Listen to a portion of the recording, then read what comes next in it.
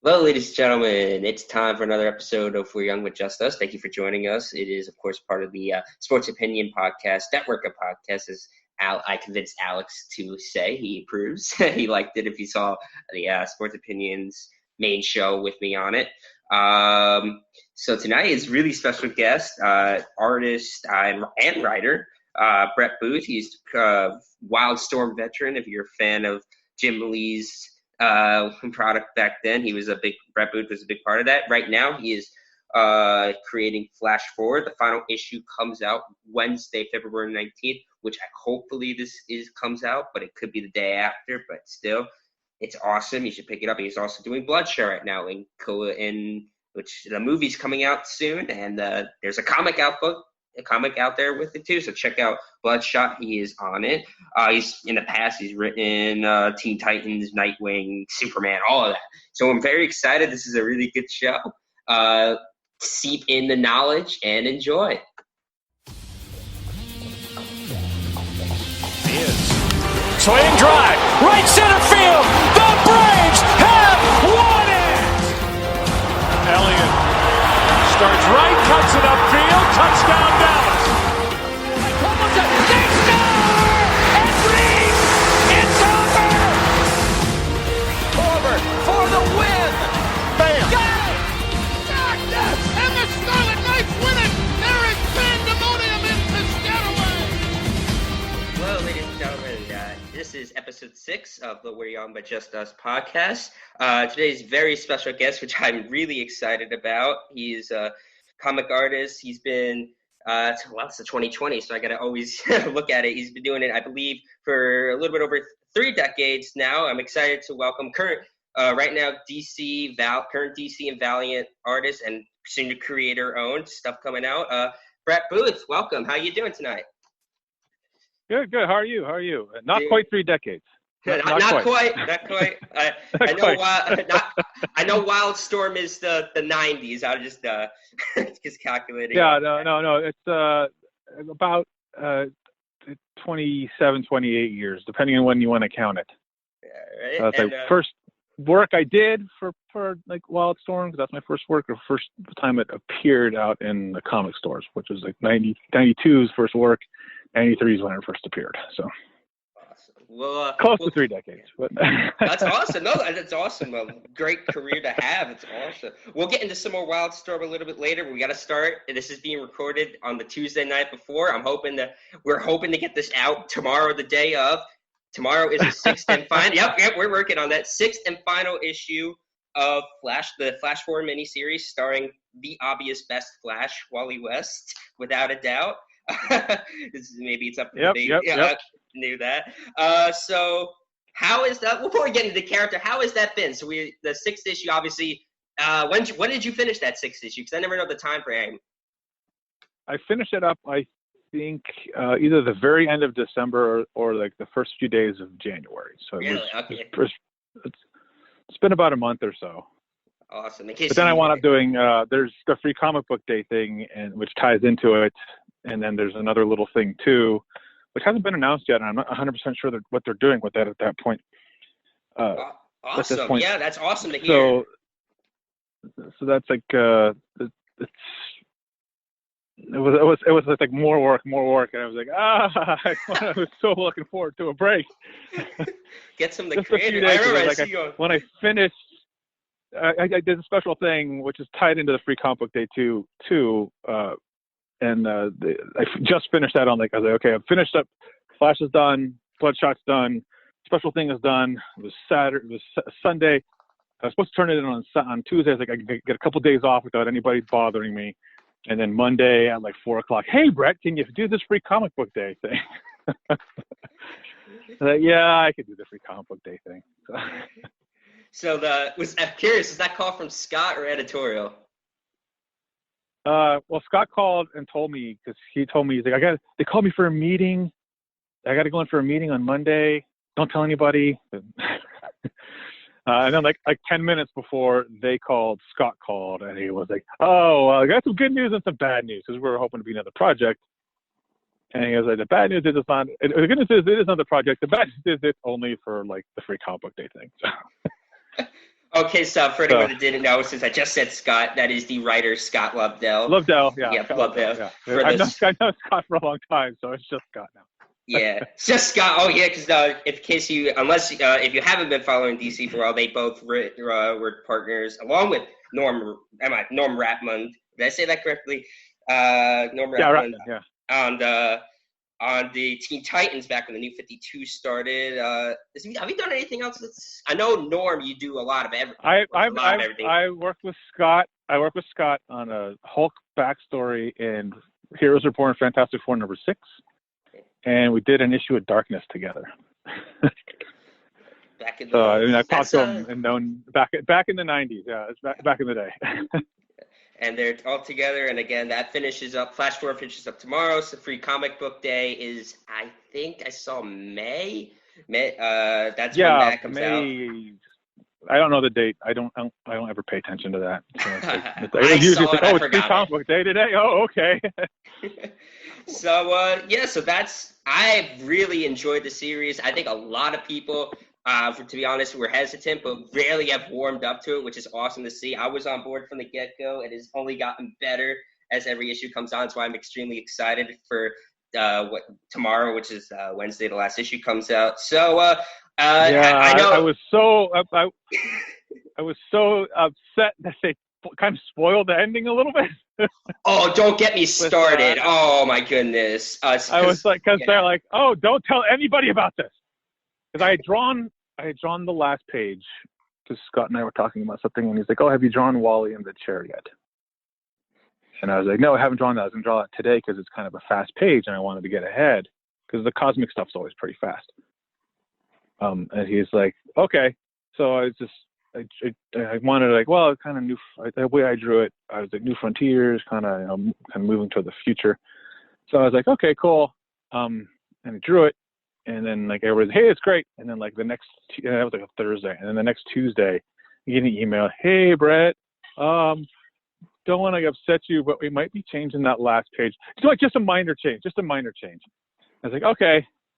And then I was like, crap. I text Scott, and Scott's like, oh, no, it's just a little tiny thing. Just one little thing on the panel. I was like, okay, cool. And the next day, hey, so you have to redraw the whole page, and we want to change the angle because... Just a small change. Like, what the hell? Yeah, we want to do the Dr. Manhattan thing, which is the one of the spoilers. And because I had drawn in more of a 3/4 view, size 3/4, so you couldn't see the head as well. So it's like, okay, well, it makes sense that I have to change him so you can see the Dr. Manhattan symbol. So all right. I was not happy to see it. Some friend, I didn't blame my friend who shared it with me, but someone shared it with me on Twitter. I was like, I would be mad at you. I wish they would have just blacked that out on the Free Comic Book Day thing. Like, oh, just black it out. No one would have noticed. No one just say, oh, this character does something, and everybody, well, who is that character? And then waited 2 weeks. I guess because they got pushed back or something. Because I think it's because it was the 5th week of January was the 5th week, so it pushed like the ship dates back a week or something. I don't know. Because Bloodshot came out last week, and he was shipping the same time as Wally was for like 2 or 3 months. So yeah, so they were all due. They were both due on the same day. So I. Goodness gracious. I mean, you've heard it. I mean, I'm not going to go any further into it because, I was kind of disappointed to see that. I wanted to wait till tomorrow, obviously. To yeah, it was like, that's like such a great payoff. And they blew it. I was like, oh, come on, guys. No, that's not the way to do it. No. And it's for free. They don't tell us anything. They don't tell us anything, so we don't know. It's just like all of a sudden it's in my feed, and I was like, oh, crap. Like, I'll just kind of retweet a few things, and then I won't say anything. Yes, I like seeing the stuff from you and Norm with the double page spreads with no context. That, like, for the pages, like, yes, that's cool stuff. We love seeing the beautiful art and the pencil scenes, but no, come on, fully colored everything, and there's like one little. There's still one thing. All right, that's good. I'm excited because at first they showed it, and I was like, oh, they showed him with the damn Manhattan symbol on it. It's like, oh man, And they did another one and have him in the chair. Like, oh, come on, you've ruined like 2 of the 3 things that's supposed to happen. So you're already not going to get any more money for this unless you guys are planning on hoping it'll sell out. Because the solicitations and stuff are already in, and they've already done the print run. It's already printed. Hopefully tomorrow. I mean, that was printed last week. So the best thing that could happen is tomorrow's issue just goes back to printing with all the hype around it. But I still think I hate being spoiled about that. We'll see. So no, I love the big surprise ending. That's like, to me, that's like the old, and they don't do that anymore because it's because of because back when I was reading comics, when I was a kid, you didn't have there's no blogs, there's no internet at that time. So when you were reading Rogues in the Savage Land, she gets saved, and who saves her? Oh, there's this great shot of Magneto. That would have been on Comic Book Resources or whatever it is, like 2 days before the book comes out, spoiling the ending. And as opposed to, when you're reading it and you get this huge ending thing at the end, like, oh, Magneto's back and Jim's drawing Magneto. Oh, so cool. And now it's just like, oh yeah, I saw that on Comic Book Resources. Or I saw that in comicbook.com or whatever it was. Bleeding cool, bloody cool. Oh my goodness. It's just like I was just so disappointed in that. I was like going off for like a half hour just talking about publishers. Come on, guys. This is like I want to be surprised. I want to be shocked reading this like on the day of. It's like, oh, come on. And they're so like, don't tell anybody. I was like, okay, fine. Don't tell anybody. Like, I talked to like 5 people, and most of them working on the damn book. So all right, so enough on the little spoilers. So I gotta ask, how did your role in the Flash Forward come about? Like, how did this all come about? Yeah. Well, it was kind of weird. I mean, I wasn't working at DC at the time, and literally like the week before, we were all at Dallas Fan Expo last year, and nobody from DC came up to talk to me, even though the editors and Jim and everybody was there. Dan, they were all there. No one came up to talk to me except for Scott Williams, because we're all from old Boston buddies. And so I with Friday night at like 4 or 5 o'clock in the afternoon. That's generally when they ask you to do stuff. I got the email, and I was like, oh crap. And can you talk? And so I talked to him on the phone, and they're like, well, we want to get started on this next month. And I was just starting Bloodshot 3. And I was like, oh man. I was like, well, let me think about it over the weekend, because, it's Wally. Wally's my guy. So I've been trying to do Wally for years. I mean, and I was able to work on him in Titans and a couple of little things. But I think just a Wally thing, focusing on Wally. Something I wanted to do, but I didn't want to screw over Valiant. And I was talking to Andrew Dahlhaus, and he's like, well, I was like, oh, well, you're far enough ahead on Bloodshot. You could probably do both. And he's like, ha ha ha. And then it got my mind going, and I was like, oh man. And I'm sitting there doing the math, and I was like, I could kind of do both, couldn't I? Because I was supposed to do the first 6 issues of Bloodshot, and I was supposed to take off 3 issues, and then come back for 10. That was the original plan. And then I find out after I take this thing that, oh no, they wanted the one person editor-in-chief wanted me to stay on for all 12, and I was like, well, geez, you have to talk to me about this stuff so that I can factor things in. So I talked to like my art dealer, and he's like, congratulations. And I was like, yeah, but I don't want to screw over Valiant. He's like, yeah, but this is Wally. So it's all Wally. You gotta do Wally. Yeah, well, I think the thing is, I'm working with Tim Seeley, and like my team on Bloodshot is like kind of like a dream team too. So it's kind of like I'm working on 2 really fun projects, because Bloodshot's just all action. It's just like an 80s action movie. That's all it is. There's just fighting and people shooting each other with guns and monsters. And the only thing that there wasn't in is double page spreads. That's pretty much. I did see that tweet. That was funny. I think a couple months ago. It was kind of. I didn't really notice it at first, but I was like, oh yeah, because Scott loves double page spreads. So like Wally has a lot of double page spreads. My creator-owned stuff has a lot of double page spreads. I'm drawing one right now. It's just kind of for speedsters it works. Specifically for speedsters, it works good because you got this big horizontal panels you can do to show the speed. It helps out a lot. So it's much harder in a vertical thing. So I mean, Bloodshot works pretty good vertical.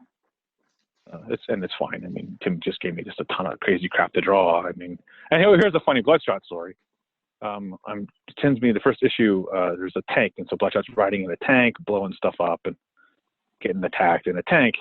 But the reference Tim sends me, and I didn't notice this when I started drawing it, was of the back of the tank. It was being backed out, and I didn't realize that was the back because they had turned the turret. And so I was like drawing something, and I was like, I need another angle. So I'm Googling it, and I was like, wait a second. I was like, oh crap. So I have to make, in the book, I had to do a scene. I changed it where he rotates the thing, so he rotates the turret so that he's driving backwards at the end. But at the beginning, he's driving the front. And it's just to try to make it somewhat accurate, because it would drive me up the wall. Because I'd be drawing, I'm trying to do this thing wrong in like 5 pages. Crap.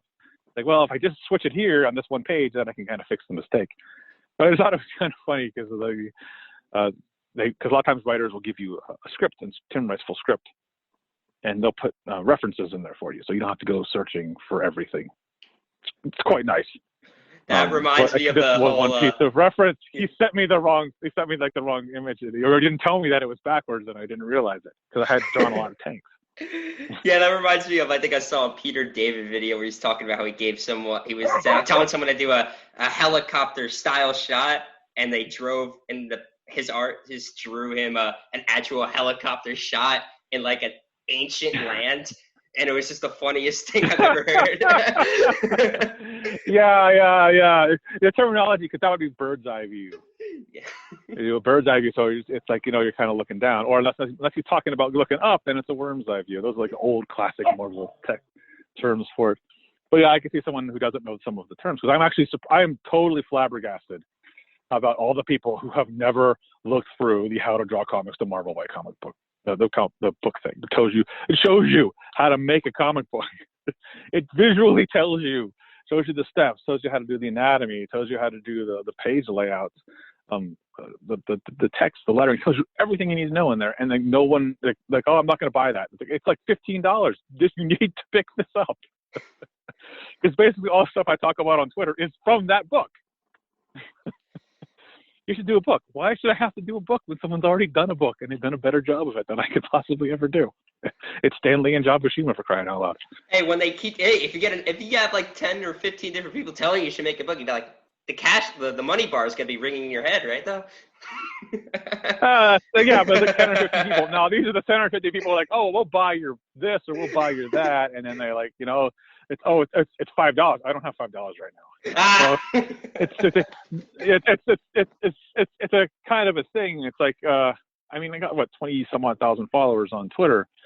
It's like, yeah, sure. If everybody pitched in a few dollars or whatever it is, like $5, I could clean up and do a create your own book without any problem for like years.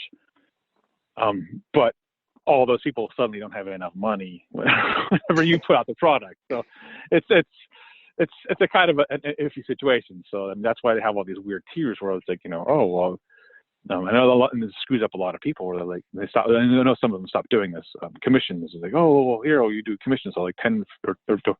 I'm doing 50 commissions for this to help fund my creator-owned book. Meanwhile, you're drawing 50 commissions, which could be 50 pages worth of work. And then you draw these 50 commissions. Now you're out of money to draw the comic book. So it's like, oh no, don't do that. You want to do the money is supposed to go towards the project, not just other stuff. So it's like do things ahead of time maybe, and then you can sell them off as sketches for the project. But yeah, that's one of the things I keep saying. All right, so yeah, we'll definitely come back to the Bloodshot and definitely the artist tips later because I definitely want to talk about all of that. But I guess the one thing was you're going back to, I guess, Dallas Con. You're on the fence because you're made a commitment to Valiant and Bloodshot. Did Scott have that story already? Did the story sell you on it, or is it just Wally? No. That was the funny thing. I don't think they told me that they did, but I don't think they had a story. I think what happened was the Heroes Crisis came out and people weren't happy, so they're trying to backtrack a little bit. I think they told me they had the story, but the first writer fell through like by the end of that week. What, Scott really? wasn't originally attached to it. Yeah. Really? So I get another. So I tell them on like Monday, yeah, I'll do it. I talked to Viant, and editor's kind of freaking out because she's worried because we've only worked a little bit. We worked on the X-Men a long time ago. That was a long time ago, 20 years. So things were a little more, I'm older now. It's much more easier to get the work done, and it's not like. And X-Men was kind of a nightmare to work on because the editor wasn't paying. He wasn't turning in the work so that you weren't getting paid. Dang. So it'd be like, I'd wind up calling at like 5 o'clock on like Friday because they're like, oh, wait a couple of days to get the check. And it's like, I still don't have the check. And so I wind up always calling Mark Powers, and Mark's like, oh, okay, let me go check. And he's like, oh, no, they didn't put the check through again. I'll send you one out today. He was always super nice about it. So, and I did get to work with him on some other stuff. What was that called? I get to work with him on another project later on, so that was nice. Kind of funny how you work through people like 20, so many years you work with this guy, and you work with him on something, and then like 15 years later you work with him on something else. Kind of fun. It's an interesting kind of thing.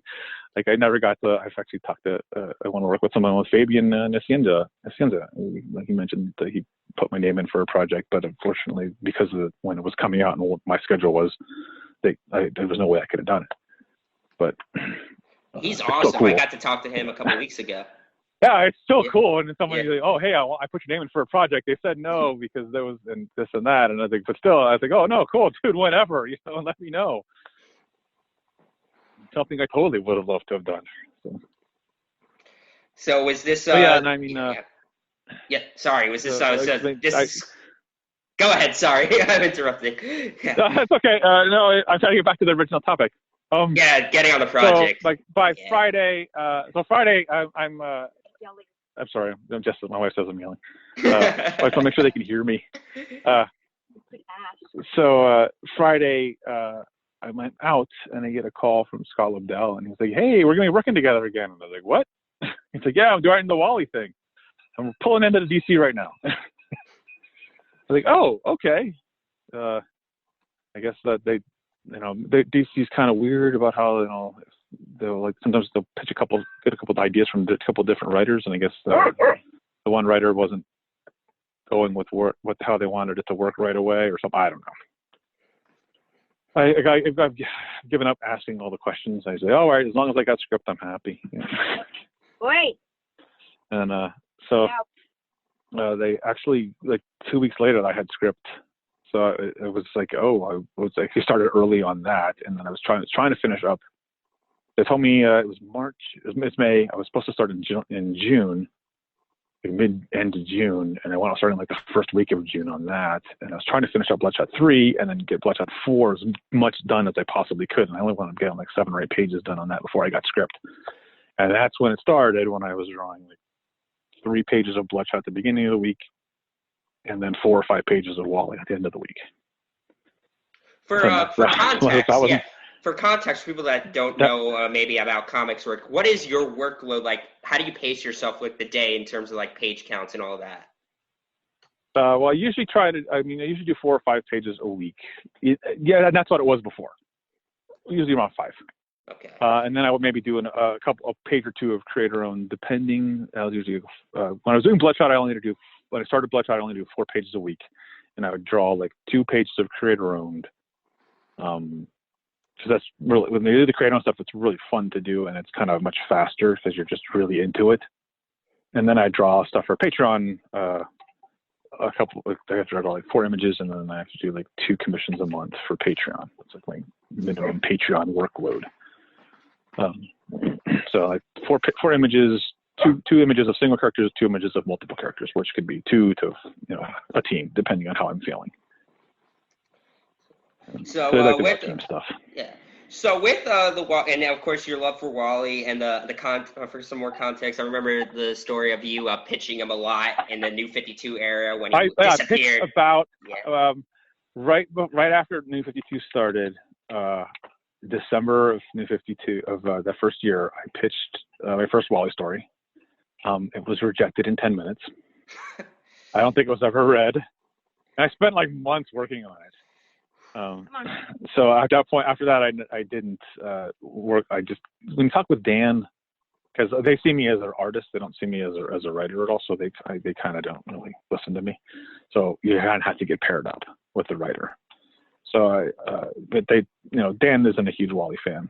He likes Barry a lot. Oh, really? So Barry's the focus. Nobody knew that. Nobody knew. Oh, no. Yeah. Dan doesn't like Wally. It's the worst kept secret. It's like, and Nightwing's his other favorite character. Oh, yeah. Nightwing, Dick Grayson, Tim Drake, all those guys. Oh, he loves those legacy characters.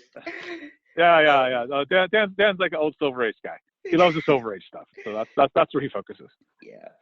And there's a lot of great stuff in there. I'm not going to say that those characters aren't awesome and there's nothing to do with them.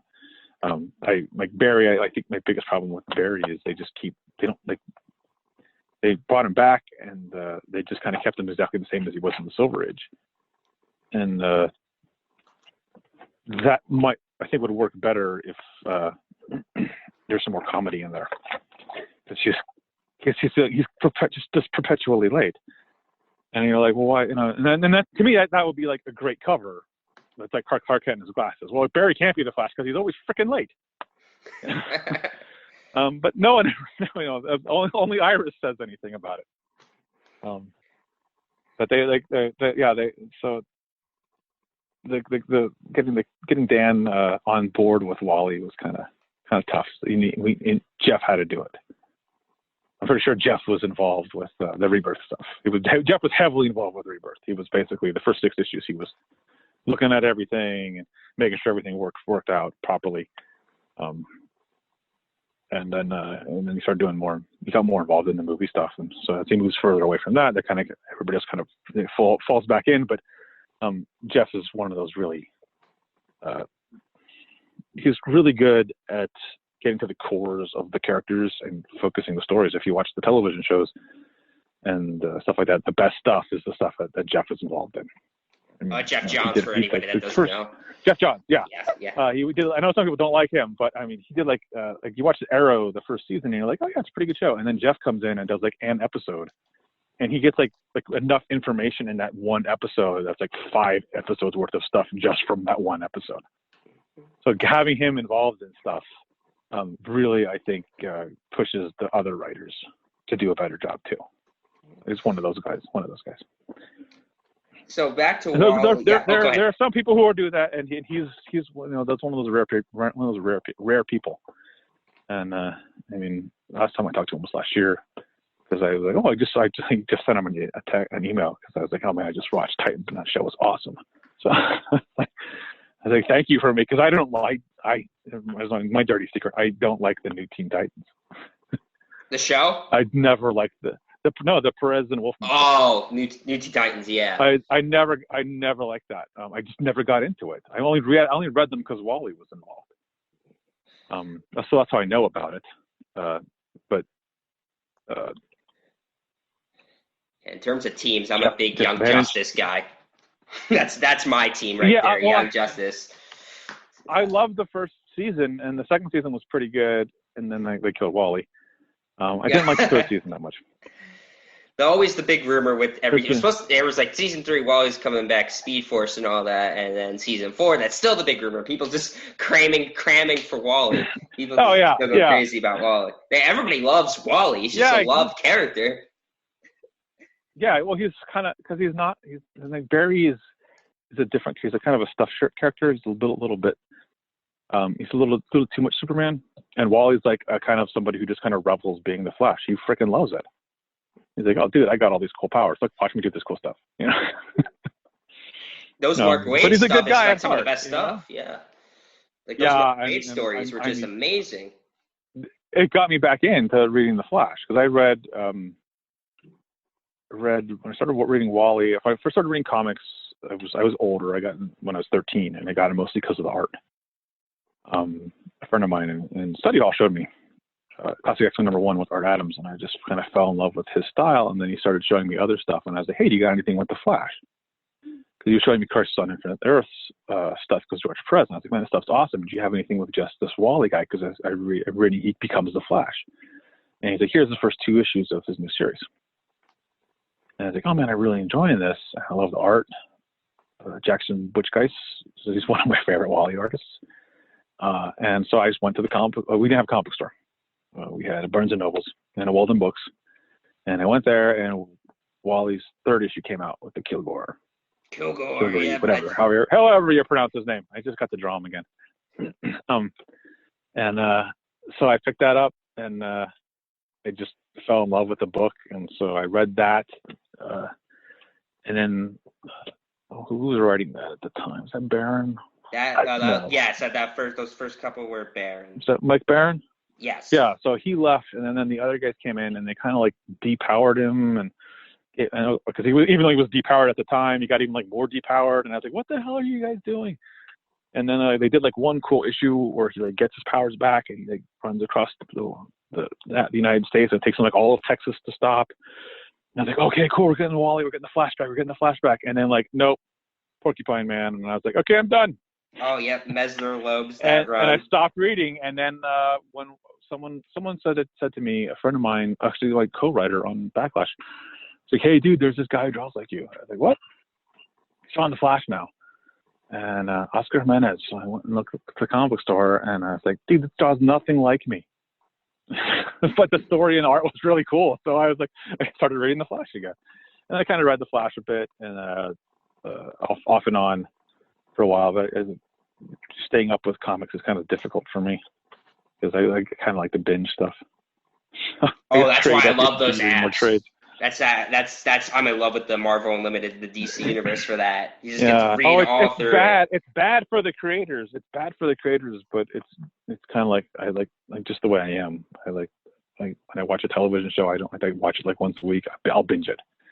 I'll watch 2 or 3 days. 2 to 3 days. Watch all the episodes. Plus, I don't have TV anymore. I got rid of my cable and crap.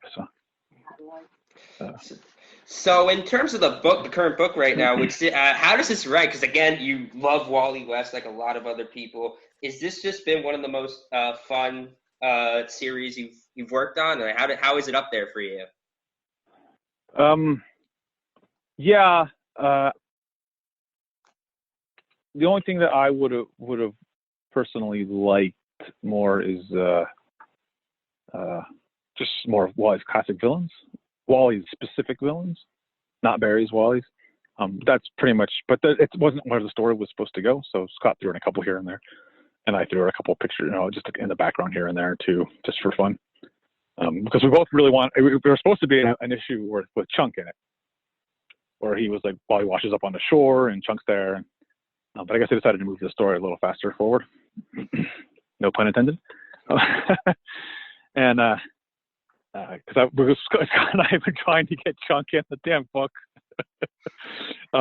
He's in the background in I was about to mention that. The Flash Speed Buggy. Yeah, he's in the background in that. Because Scott and I are both fans of Chunk. We've been trying to get him in there as a main character. So wasn't he like in the background of like the last issue? I think I saw him. In like his like when his brain. He's in one of the panels. They gave me some.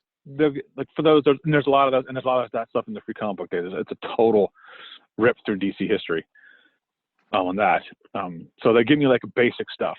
Here's things we need you to hit, and then if you got more room, throw in some other crap. So what I throw in is the stuff that I like and remember. So I think there's all this stuff. So Scott did put in Chunk. That was in the script. Scott specifically put Chunk in there. I'll put in like stuff like the Troika and Speed McGee, Speed Demon, whatever you want to call him. There's a couple things I put in the Pied Piper thing because someone mentioned that. Oh, when's the Pied Piper going to show up? And I was like, I was about to mention that. Stuff. Yeah, yeah, he's not going to be in it at all. Like he really was such a cool character. I could throw him here. Yeah. Yeah, it's like, oh no, he's not going to be, because it's like I drawn the Pied Piper, but with Barry, so I didn't get the chance to actually do anything with Wally, which is where I know the Piper from is from with what his dealings with Wally, where he was a good guy, and so it's like I was lucky enough to get to draw him at least a little bit, and with Barry, people like this guy, the one that the Pied Piper fans like, where'd you come up with this shirt? And it's like, it's just a T-shirt, I just made it up on the spot. What does it say? I don't really know, because I might have an idea when I'm drawing. It happened on Bloodshot a lot. issue 5, where it takes place in a mall where they're having a horror fest. So Tim like writes in the script, oh, here's a couple things, and I gave Bloodshot the Bad Cabin was one of the things that Tim wrote in the script, but it's a Bad Cabin. Oh, that's fine, but what about Bad Cabin 2? And so I'll put that on the shirt, and I'll just riff on it. Just whatever I'm watching, I'll look around the room, like I'll like, oh look, someone's posting a picture of a Basilosaurus, which used to be called Zeuglodon. Oh, well, you know what? I'm going to make a poster in the background called Zeuglodon from the depths or something like that. Just something weird and funny, because I need stuff to go in the background, because I've been to shows that just crap everywhere. So I wanted this to be a fest. I don't want it to be like how, a lot of comics where it's just like there's like 3 backgrounds and like, there's like one panel that has a couple backgrounds and then everybody else is just talking without anything in the background. It's like, no, there's just crap going on everywhere. That's how that's supposed to be. And I want to show that so that you kind of feel kind of overwhelmed, because some of these characters will show up again later, but they'll just have them patrolling in the background. And Tim was very specific. He's like, oh, in this panel, have some of the characters in the background. So I just kind of set up the scene. Okay, well, they're here. The main character's here. And then I have them kind of wandering around her in the background. So, and he's like, oh, make one of them kind of like a demonic nun. So Tim loves that horror stuff, so he puts in what he wants to do, and then he's like, okay, and then you can play with the rest of it, and he lets me go play. So, which was fun, because all the designs, I didn't turn in any character designs. I just drew it. They just let me off the leash and draw whatever I want. So, and that's like a lot of fun and free. And I had a lot of free reign when I was around the Flash too. They just wanted to see, oh, well, we want to do the Flash costume. What do you thinking about for that? And so I was talking to Brian Cunningham at the time. He was editing it, and I pitched him a couple ideas, and he's like, oh yeah, I like that. And so I did that up. But like the other stuff, there's this other speedster things that are with what's his name, the bad guy, the Reverse Flash. And there's a bunch of other characters that are with him, and I just made them up at the spot, which is old school Wildstorm Image stuff. We would do that stuff all the time. People are like, "Oh, where's your first Backlash character sheet?" First page? There The isn't cover? one. There isn't one. No, there's none of that. And sometimes we do like a little scribble, and that's enough for us. And I can work from that. And since Jim trained me on a lot of that stuff, I can work from pretty much any of Jim's designs without any problem. And Mark's and Wilson's, it's the one cool thing about the Image time. It's like, it's for me specifically, and I think some of the other guys too, because like Jeff as well, we were actually already going that direction with our art when the Image got popular. Because I started getting into comics in '86, so I was starting to draw like Art Adams and Mark Silvestri.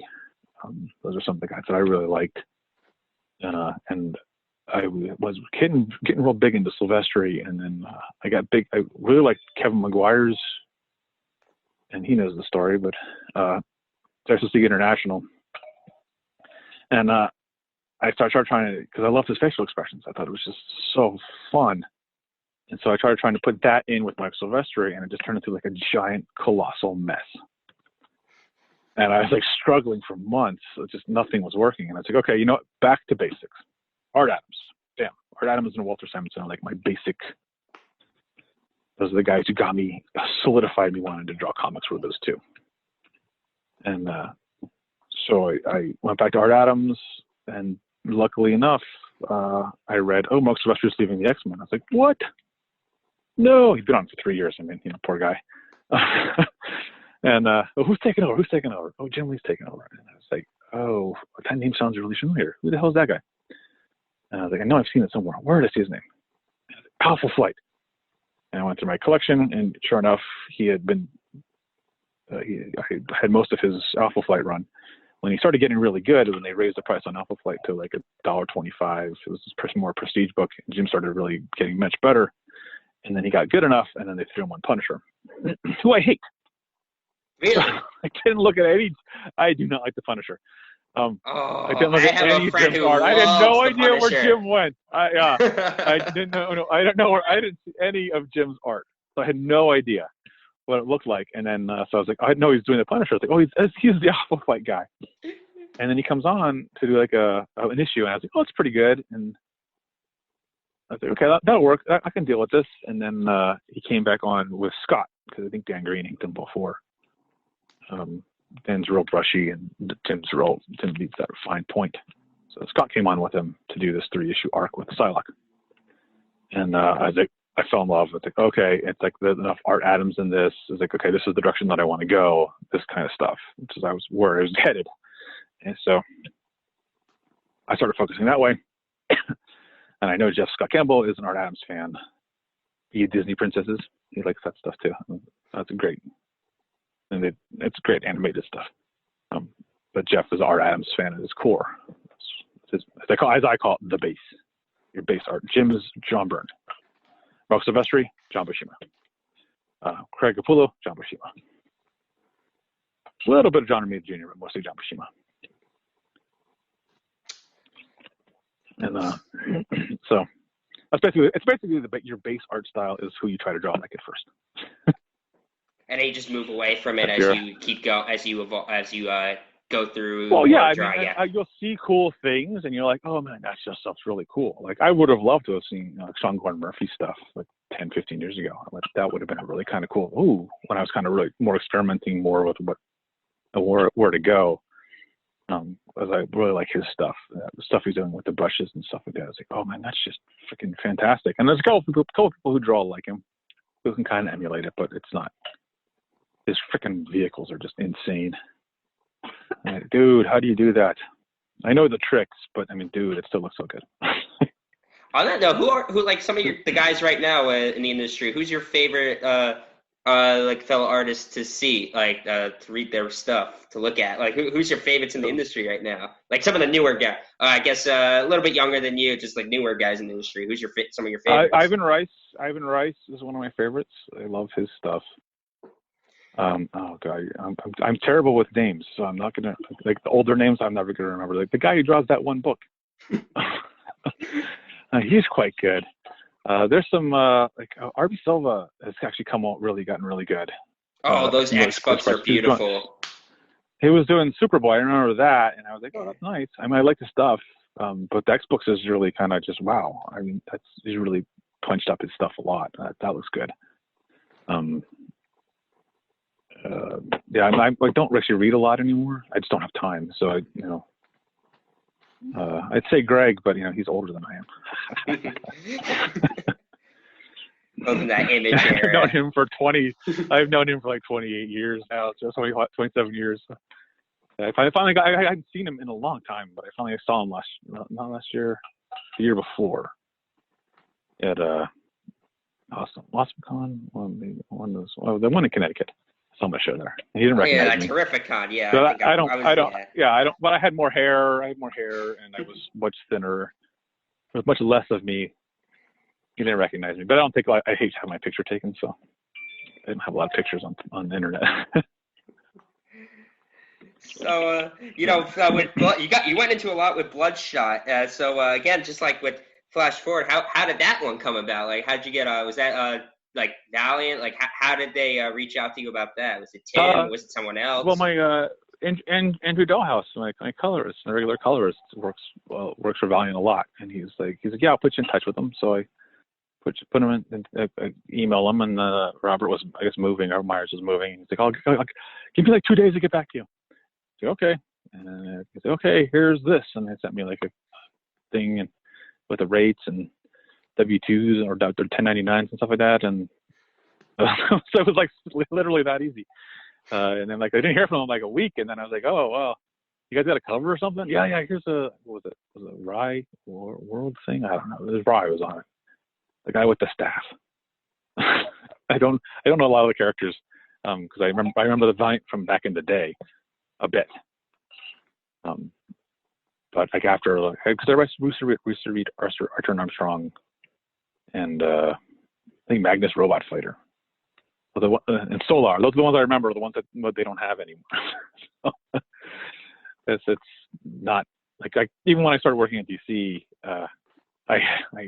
while my DC knowledge was really limited at the time, I knew Wally, I knew Justice League International.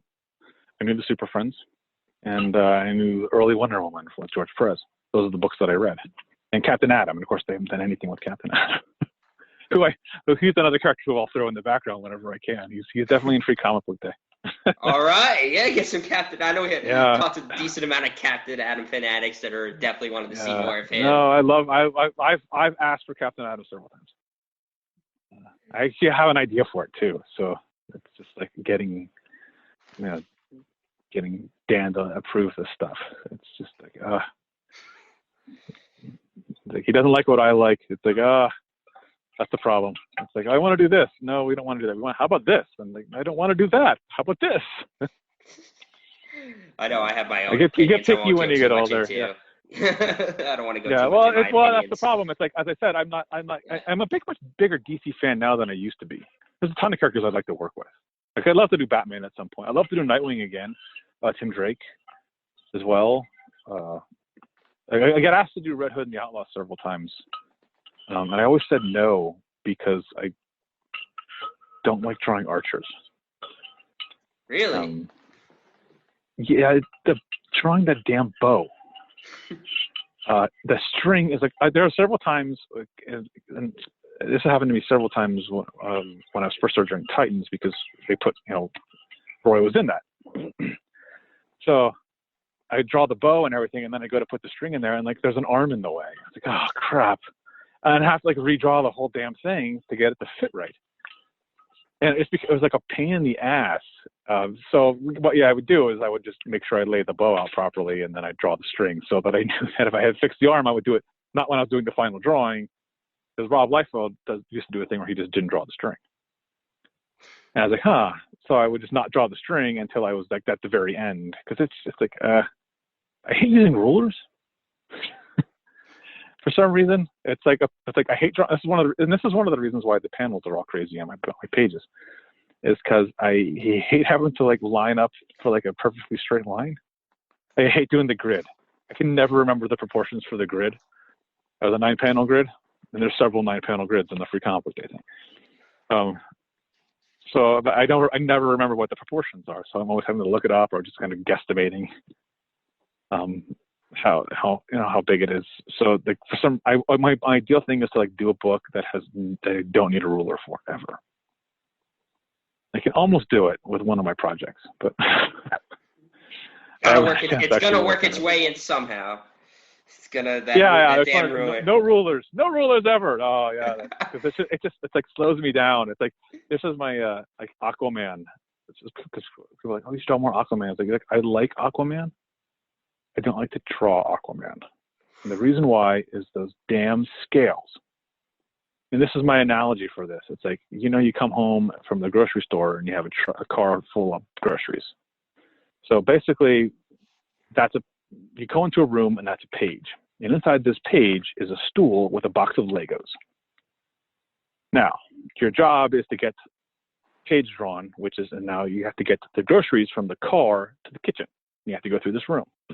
But every time you go through this damn room, somebody knocks over all the damn Legos, and you got to pick them up. And that's what drawing the scales is like. So annoying and time consuming. Oh my goodness. And it just becomes a nightmare to have to deal with. So it's like, I had asked to doing that. I talked to them about doing Aquaman. I was like, can I do this, or can I do the blue suit?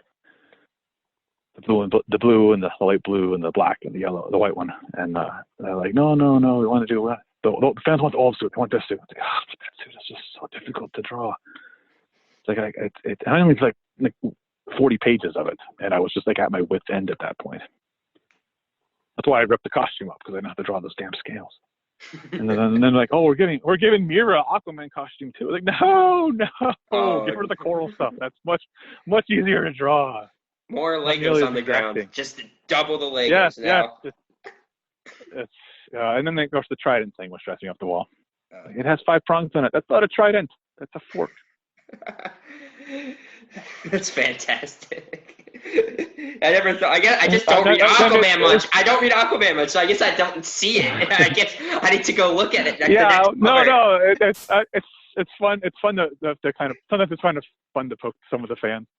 about that, and some of them get it. Some of them get it. And we'll actually makes jokes, or it's a fork, or it's a rake. I posted pictures of here's Aquaman who trident, and I put a picture of a rake up. It's not a trident. It's just 3 in the name. It's kind of funny, like with I think another Peter David reference. I think everybody's like, "Oh, you cut off his head, you gave him a hook," and he's like, "It's not a hook, it's a harpoon." And every fan just tells him it's a hook, calls it a hook, and he always has to say it's a harpoon. There's harpoon, 2 differences. It doesn't hook. It's Everybody's like Captain Hook, Captain Hook, Aquaman, C, Captain Hook, C. So it's got to be a hook. Yes. Yeah. No, people are funny. People are funny. The fans. There's the fans who they'll skip things over, and then which is kind of funny. It's like, oh yeah, that's on this page, on this and this. Well, I don't get this. Well, it's on this page. Well, I didn't read that. Well, then I'm sorry. That's what it says.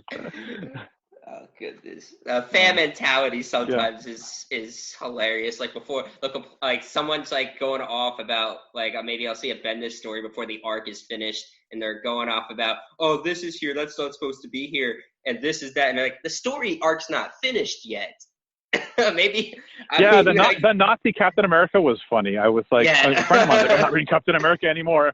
And I was like, dude, how long have you been reading comics? Like 70 or like 60 years, 50 years, or whatever it is. I think, you know what's going to happen, right? It's going to get retconned, or it's going to go back, or there's going to be a twist. It's from an alternate dimension. Oh, okay. Well, that's just how it works, dude. It's like, don't get so excited. It'll get fixed eventually. That's some of the funniest stuff. It's like, what? Let the. I mean, I don't know. I guess people are. I know the whole strap for cash. I don't want to pay for too much for comics or whatever. This book, and I could be other books or whatever. But it's like, don't complain about it too much until the story plays out. I mean. Yeah, read the thing, and then if you don't like it, then you've got legitimate excuses. Yeah, it's fine. I mean, and then I feel bad for the writers because they don't always. I mean, it's depending on the writer, and the editorial has they'll change things, or the higher ups above that editor they'll change things. Sometimes those things get spoiled. They'll change it at the last second, and you're just so that they can oh no, we didn't mean to do that. No, it's supposed to be this. See here, and you're like, oh, okay. All right, I don't know what's going on. So sometimes it's just fun to play dumb. But for me, I have to enjoy the characters a lot. So speaking of editorial, what's that like Valiant wise? Because you said that's your buddy Dollhouse. So what is that just like more like I know because that's not creator owned. Is that Valiant's just different characters, or is it creator owned? Oh, Valiant has their own little publishing company. Yeah. I don't know if they do creator-owned stuff there or not. They've actually been really great. They give me a lot of leeway with the designs and stuff. I mean, Tim will put in, I'll make this character. She's a cyborg. Okay, cool. And I just kind of riff off that. And I think maybe Tim likes it so that he doesn't have to actually put in like a ton of descriptions and stuff like that. You can just, you actually put in a couple things in some of the scripts later on. Just do what you do on here in this page. Boost that up. All right. I'll throw in a bunch of crap for no reason. Awesome. That's cool. I like seeing when writers talk about on Twitter. It's like, oh yeah, it's like I think I've seen Tom King say, oh yeah, sometimes I'll write one word. I'll give you one word. I'll give him one word, and that's sometimes enough. That's enough. Yeah. Well, I mean, there's like, just do this. Okay, cool. I mean, there's like, I worked on pages. We did. I was like, Fantastic Four was like that a lot. Heroes Are Born. Jim had finished up his part. He was all off tour in the country and in Europe and stuff like that. And so I'd get like an outline, essentially, a few paragraphs for a plot, and I had to make 22 pages out of that.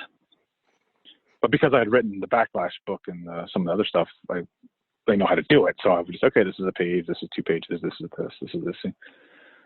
So like Scott's pretty loose now. Especially since we've been working together so long. Tim's still pretty tight with the scripts, but Scott's. So yeah, he's like, in issue 2 of the Flash Forward, there's a fight scene. He's like, Brett, here's 4 pages. Do what the hell you want. He just needs to be here at the end of the story. He needs to be here. Sweet. So I have the Wally running through, ripping off the Tony Stark guy's costume, and just fighting the Storm and Thor. So did he write like While he's fighting the X-Men, do something like that. No, he wrote. We're bringing in. He's like, Scott's really kind of funny. He was like, we're doing this. Whee! And I was like, who the fuck are these people? And so I have to go and look, and I have to hope that they send me good reference. And of course, there's not a lot of good reference. What was it? The N-Men? I forget what they were called. The X-Men kind of rip off characters. Oh God, I don't have it in front of me. They sent me a picture, and it's just like a bunch of headshots. And I was like, I can't tell whose body this is. So I was just like, I'm making stuff up, and Scott's like, feel free to add some more characters too. So I put in like a Daredevil kind of guy. I put in a Jean Grey guy because I didn't get to draw Jean Grey. I'm a huge X-Men fan, so I love seeing I love seeing when people post your X Factor pencils. Like, that's always awesome. Oh man, that was the book. It was when I got into comics. It was X-Men, Classic X-Men, X Factor were the 3 books that I would read. And the Simonson X Factor stuff was just so nice. And I loved Louise Simonson's. I liked the stories what Louise Simonson was doing, the stuff Chris Claremont was doing. So like that to me, that's like golden age stuff. And when they left, I was like, I was all sad. I think even though Wills came on and Chris Claremont came on to do X Factor, and Wills did an awesome job with X Factor, still loved that, and I like the designs. But the Simonson stuff's like my jam. So if I could do that, oh yeah. And I know that's the other problem. It's like, you should go back and do X-Men. It's like, yeah, well, if I want to do that, I have to do like the modern X-Men. And while some of them are pretty cool, I don't even know who half these people are anymore. Like I don't recognize any of these characters, either their designs or just where they're, like who they are. I mean, I talked to Scott, and he's like, there's this character, and I was like, who's that? He's like, I got my Blink money. Hey, Blink? Who the hell's Blink? From Days of Future Past. I said, what? you got there's a lot of characters. There's a lot of characters. Because there's a couple X-Men characters that I've created that I don't even know what they look like. I had to sign a contract for them and stuff like that. I was like, I don't know who these people are. So if they appear in a movie or something like that, I have no clue. That's the thought process behind Joe Quesada when he's like, we got to get rid of a lot of these mutants. There's too many. I remember that. I was just like, well, it's kind of funny. And this is like the funny thing with The Flash, the television show, when they did like season 3 where they brought in, I think it was season 3, Savitar, who was actually like one of my favorite Wally villains. But they made him the future Flash that we were doing. And I didn't recognize him. I was watching like the one episode like towards the end of the season, and I was like, it's like a shadowy scene with the future Flash, and I was like, damn, that guy looks familiar. I was like, what the hell? That guy looks really familiar. And then someone tweets me, dude, you're using your future Flashes. And they put it side by side. Like, oh damn, you're right, they are. So that was fun. They haven't made any damn toys or anything about that though. So it's like, there's tons of Lego stuff. Like, make the future Flash design. That would be. I'd love to get a sculpture of that. Hey, since you brought up TV, I think this is the segue point of the giant elephant in DC's magnificent room, the Snyder Cut of Justice League. You are a huge proponent. You are a huge voice of the Snyder Cut on Twitter. I think pretty much one of the biggest comic creator voices. I think I've seen Rob Liefeld. Me and Rob are, I don't talk to Rob ever, but yeah, that's the one thing we do agree on is we both really want to see the Snyder Cut. He likes the Man of Steel a lot too. So where did it start for you? Did it start all the way with Man of Steel with you, or did it like grow like maybe after some of these movies, or was it just like Man of Steel came out? With Man of Steel. Well, I wasn't a big Superman fan. I had no intention of seeing the movie. I was like, the trailer looks nice. I was like, it's by the guy who did 300. Okay, cool.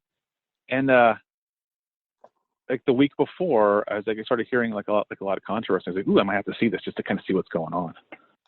And then I said, okay, I'm gonna go see it. I'm gonna see it Monday because I hate crowds. And then of course, like Kevin McGuire and Mark Waid ruined it for me, where they're like, he broke his neck. I was like, what, dude? Come on. It felt like Monday. Come on. But so I wanted to see. I wasn't expecting much. I was, I think, visually it looks kind of cool. Maybe there'll be some cool fight scenes. I went in and I freaking loved it.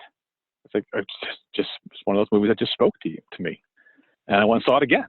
And that's just something I don't normally do now because it's kind of a pain in the ass to go see a movie because I live like 2 hours from the movie theater. It's like a whole kind of day thing. And then I really just loved it because the first time I saw it was in 3D, and I don't really like 3D, so I saw it in regular 2D. I hate the second 3D. time.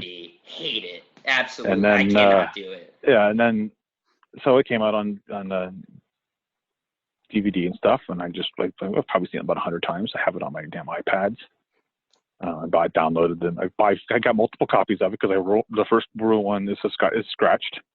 So I got a second one on my Blu-ray, and then I have it on my iPads, both of them. And so I watch it when I go flying to shows and stuff. I always watch one of that and Batman v Superman are the two movies that I watch, or two of the two movies I watch. So I usually have the Avengers and Iron Man 1, I think, that I'll watch when I go to these movies, go to the shows. But yeah, I just really, really, really liked it. And so I was so looking forward to Justice League.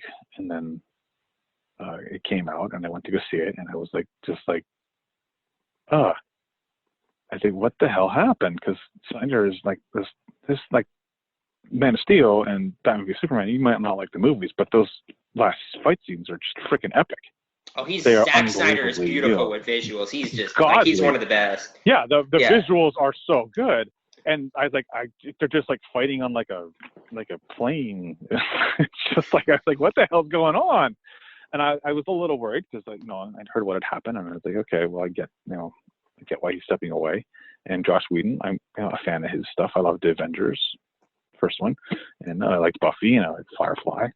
So I was like, oh, he's used to working with other people. So this might actually, it might work out. We'll see. It didn't. It seems like they basically kind of redid the whole movie. And then basically you find out more and more that, yeah, basically what happens is there's 20 some odd minutes that's actually of the original Snyder Cut in there. All the rest of that stuff's been reshoots. And so it's like, well, I want to see what was there. Because there's little bits of it, like the Wonder Woman scene at the beginning, which is quite good. And then I get that feeling. It's like a feeling I get when I watch the Snyder superhero movies. And I got it a little bit there, but then it just kind of was gone for the rest of the movie. And so I'm just like, okay. And then I keep hearing more and more stuff. And then the Snyder's basically said it's done. He wants to make a couple tweaks. He himself has said it's done. You showed the reels. These are the reels. I mean, he showed some of the film. He's posted scenes that we've seen pictures of before in the past when they were doing shoots and stuff like that. When they were originally shooting it, they posted some. He posted pictures on Twitter and Vimeo. Is that what it is? Yeah, Vivo. I think it's the one he does. Yeah, that's the one where he posts all his pictures of the scenes and all of that. Yeah. But you follow those Snyder Cut people, and they just retweet it, put it on Twitter. So that's cool. I'll go watch that. But yeah, so I'm totally down. I think people are like, oh, well, I don't want to see it. Well, then don't watch it. Exactly. I don't care if it's not 100% done. Don't watch it. I mean, there's movies that come out that I don't want to see. I don't say they shouldn't be made. I just don't want to see it, so I won't watch it. It's not a big deal. It's not for me. But this is a movie that's already done. You put it on the HBO Max. I have bad internet and stuff. I will freaking buy HBO Max thing for a month and watch that damn Snyder Cut. That's one I'll download. If I can't download it, I'll download it. I mean, that's one I want to see it. I want to see, and maybe it'll be terrible. I don't know. I don't think so, but there's always that possibility. I mean, not every director is I don't like everybody's. I don't follow people because of who they are, and so I kind of judge them based on the work as opposed to the individual work. So I got Jojo Rabbit today. It came out today. I picked that up because I like Thor Ragnarok a lot. I like weird shit, and but I also like the What We Do in the Shadows, the television show and the movie. I love the television show. So same, this is producer, director, writer guy. I was like, you know what? Picked up Jojo Rabbit for that because of that. We'll see if it's the same kind of weird stuff, but it gets judged on its own. So I don't follow anybody. There's nobody's workload that. No one does perfect movies all the time. So someone can do a really good movie. I liked what's his name? I liked his first two Star Trek movies. Abrams. Abrams. Yeah, I loved the first two Star Trek movies. I thought they were great. Hated his Force Awakens movie. No, I watched it again twice. I turned it off. There's there's a scene getting off that desert planet. That's visually beautiful. But the character stuff is really tough for me right there, and I turned it off several times. And I recently rewatched it again because I watched The Last Jedi. Not the second one, right? Of the trilogy. Yeah, The Last Jedi. Yeah. So I watched that one because everybody just keep talking about it. Okay, it's controversial. I got to see. I watched it. I actually really liked it. Not great, but I liked it. So I watched The Force Awakens again just to kind of see, and it's like I didn't hate it as much. I didn't hate The Force Awakens as much, and actually I can watch The Force Awakens from like the very beginning. The first scene in The Force Awakens is actually really quite cool with the blocking of the blasters and stuff like that. And then like the later stuff is cool. So I was like, okay, well I can watch it. I just skip over that whole middle section on the desert where they're finding Rey. So I was like, I try to judge based on what it is. I don't want to pay attention to who's writing and who's directing it that much until I see the movie. And now I okay, now I know that I like this person's work. I like that person's work if they've done multiple things. So it all kind of depends. But it might be terrible. It might be freaking awesome. I don't know. I want to know. I just want to see it. Everyone wants to know. Yeah. Look, I think. Look, I don't like the Donner movies at all. I don't like them. I don't watch them. But I'm not going to tell people that they can't watch them or that they can't like them or that they shouldn't actually have access to them. If that's what you want to watch, and they freaking go ahead. Watch your Donner movies. Sorry, Jess, my wife said something lecturing. It's crazy what this movement's done, because I think I've seen the Screen Rant, or I was looking up some numbers on it. Right now, Screen Rant says they've raised over $150,000 for that suicide prevention. They're real big on that. Crazy. I mean, they have hats and stuff. I'm supposed to do something with them that I don't want to talk about because they haven't announced anything yet. Okay. But they were supposed to. But I'm still waiting to hear back from them on that. But we'll see how that goes. About that. So I've been trying to kind of keep my distance. And they have like an art show thing, and like Zack Snyder's going to judge it, and then they get like little gifts or whatever it is. Oh, the poster contest! Awesome. I think I saw it. Yeah. There was like a poster, and I was super busy. I was like, I can't like go through all of this stuff, so I just kind of tweeted some of the ones that I thought were really nice. And then there's also like people doing spoken word things and writing stuff. It's like I don't have time to read all this stuff, but but that's so cool that they're doing this kind of, it's kind of a cool little movement. And, there's the anti people who don't like that, of course. And of course, there's some people it's because it's all on Twitter. So, you have to have the good guys and the bad guys with everything. But most of the people that I meet involved with that are actually pretty decent people. And they seem to be doing, they really like this movie, but they've kind of formed their own little community about it, and that's pretty cool. Yeah, because I was reading into it at first. I was kind of on the opposite side when I saw I guess the venomous part of it. Like they would attack. You can't look up Jeff Johns' name without seeing some of the stuff, and that's just some of the venomous part of it. It's like some people I didn't like that part of it, but as time grew and I just saw more of this great stuff, and then I thought, I like creators. Like, why wouldn't a creator want to have his thing done? Like, he made it. It's not like it's a pitch. Yeah. No, he made it. No, there are people that I know that there are more creator fans. Yeah. I know that for a fact, but they're afraid to say anything because they don't want to get dogpiled on. And so there a few of us have, and I mean, when Man of Steel first came out, and I said I liked it, I'd spend days arguing with people. Not really trying to argue. I was like, look, I like this movie, and they're like, oh, well, this and that. I was like, yeah, that's not what was in the movie. I don't know what you saw, but that wasn't in there. I've seen this movie like 40 times at this point, and no, that's not there at all. And here he says this and he says that, which basically negates your argument. You're a terrible person. Well, I don't like it. Well, then don't watch it. Oh man, it's I try to give things multiple because I know how it is. I mean, I know that when I watch a movie, I have to be in the right mood sometimes. So I mean, I'll watch a movie, and if I don't like it, I'll kind of watch it again later, just to kind of see. And I watched I hated Doctor Strange the first 2 times I watched it. Hated it. Watched the latest 2 Avengers movies. And I didn't particularly like Infinity War that much. That's I the did one like Doctor I Strange in liked. that, though. That's the one I liked. Well, I the don't last like one. The last one was kind of iffy. My problem. Yeah. Well, my problem with Infinity War is mostly, and it's not only the only problem I have with Infinity War really is the Guardians of the Galaxy. They're all completely out of character, and it drives me up the wall because I like the Guardians of the Galaxy movies. That's not like they're great movies, but they're just fun, and I love the riffing and the joking and the goofy stuff that they do. And sure, they hit you over the head in the second movie with the dad stuff, but the stuff with the trash panda, that still makes me laugh. The trash jokes still make me laugh. Those are my two favorites too. Yeah, so it's like I saw I liked Doctor Strange in that movie, so I went back and watched Doctor Strange again, and I was like, okay, I can, because I was never a big Doctor Strange fan of the comics. I mean, I'm a Marvel fan, but it's mostly like X-Men, Daredevil, Spider-Man. That's kind of like my jam stuff. And not really even as much Spider-Man. My brother was more a Spider-Man fan. I was more of a Daredevil fan, which I never get to draw Daredevil. Like I don't really want to. It's just a story of 15, 20 years ago. Gosh, it's been a long time.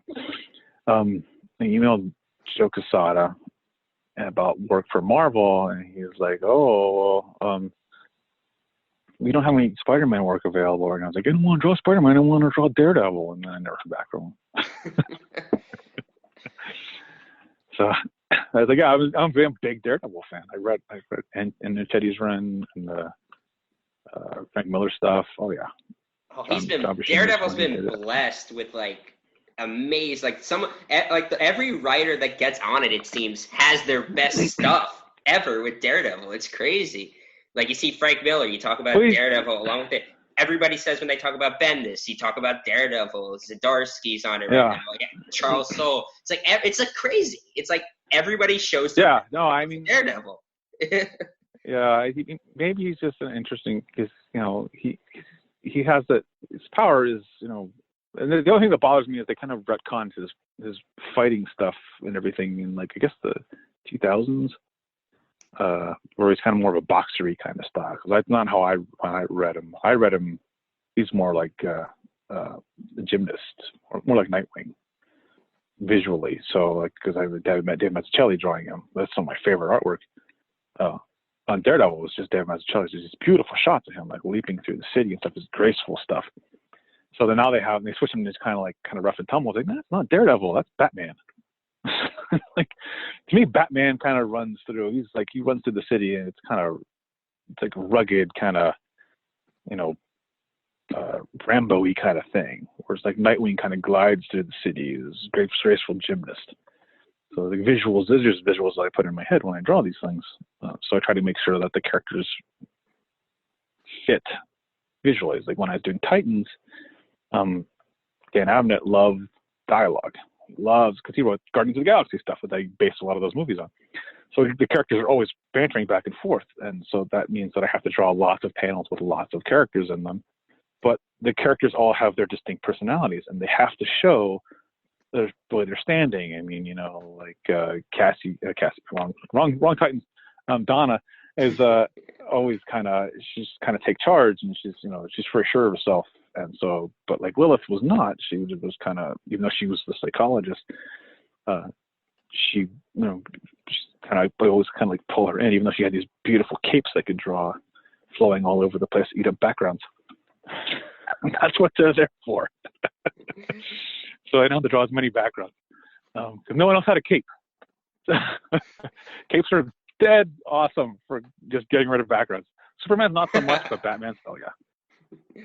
No sidekicks for the most part. No capes except for Robin.